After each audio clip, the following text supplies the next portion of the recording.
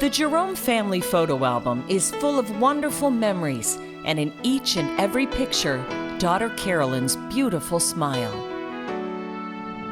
We thought our environment was bulletproof until one day she came up to us, basically begged us to help her and said, "I'm addicted to heroin." We got her immediately into counseling with a drug counselor. And of course we tried to change her environment a little bit, but I think the drugs kept her in that environment. We thought there was an answer when she was arrested. She was arrested with drug paraphernalia. And we said, thank God, because at least she was going to be put someplace where there was no drug availability. But like most addicts, Carolyn went through a short-term program that did little to change her behavior, and then she was out. I'll never forget her coming out. I'll never forget her putting on a nice, pretty flower dress, and compared to the orange or whatever color green fatigues of sorts that they wore before, and telling her, "Hey, you look beautiful." And she looked beautiful.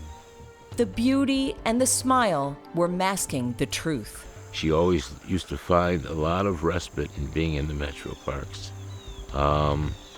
Little do we know that it was also a place where she shot up regularly. Carolyn was found by the Metro Parks police one Saturday morning. I got a phone call from your neighbor next door, and he says, "Joe, there's Metro Police at your house, so they want to talk to you." And my daughter Katie and I looked at each other, and we knew. Carolyn passed away on July 22nd, 2014. To this day, I look at the chair that she last sat in, a couple days before. I can't sit in that chair. I can't go to Metro Parks. I won't go there, because I might be driving by the area where she was found by a police officer. And you had so much hope. Hope is critical to an addict's recovery. I remember just sitting there crying. I cried to God, and I said, if you're real, something has to happen. You gotta make something happen. If not, you gotta let this next shot just take me out, because I'm not nothing to nobody. Charles Borton knows the pain of addiction all too well. 10 different treatment centers, been locked up 14 times, 12 overdoses, been stabbed in the head. Charles wasn't just using, he was selling. I ran into some people at the bar, and before you know it, I'm selling cocaine. The bar was like a second home.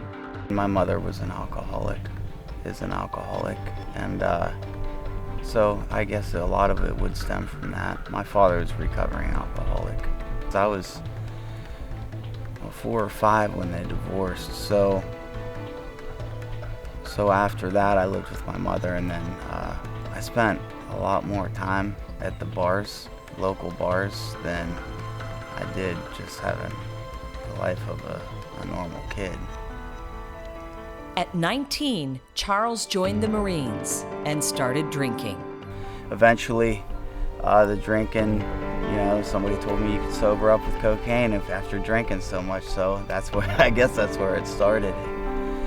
Even in that lifestyle, I had an optimistic mindset that, if I go to jail, well, at least I can meet more customers. I can meet more clientele. I go to rehab. I could go to these AA meetings, and I'm going to meet more clients that way too. I was that guy. I didn't care about nobody, my own kids at this point in my life. I wasn't a dad. It wasn't until the death of his own father that Charles reached rock bottom. His older brother had died of cancer, his younger brother in prison for drugs. At that point, I was just left living in an abandoned house in Youngstown. Nobody to call, nobody to turn to, and I got to that point that I remembered if anything was real in my life, I remember feeling and knowing the presence of God when I was younger. And I grew up when I was going to church with my father. I had a youth pastor, Dave Cahoot at the time, and he just, God puts people in your life for a reason. Charles called Pastor Dave for help, a call that would change his life. And just within a couple days, God made miracles happen, and I ended up going into a faith-based treatment center. And I spent a year there and started regaining my life. Charles went through a program like the one offered at Cedar Hills in Painesville, a year-long residential treatment program rooted in faith with an 85% graduation rate. The biggest thing is hope. Many of these guys are hopeless. They don't feel that anybody cares. And I wanted to give up. There's multiple times where I thought about ending my life. I'm like, you know what, I can't go through this no more. A career-ending football injury killed Marcus McFarling's dream to play in the pros, but it was the recovery that almost killed him. I think I was overprescribed. To start off with, I shouldn't have a fentanyl patch. I don't have cancer. My pain was a shoulder injury, and it was a bad injury. But to have that many, that's just too much drugs, way too much. Every 12 minutes in America, someone just like Marcus dies from an opioid overdose. Opioid use is up 400%, but only 4% of addicts find an open bed for long-term care. I think the idea of not being present in my daughter's life was the first thing that really helped me grab a hold of this. Cedar Hills gets to the root of the addiction and teaches skills to help men return to their families and community. The faith-based initiative clearly, and statistics prove, have a higher success rate because we're dealing with a heart issue. When a man comes into this program, the most important thing that they take out of this program is a relationship with God. And so that's what really makes this program different than any other program. But I'm so thankful that that program was there because I didn't think there was any help out there. I did not think there was any help.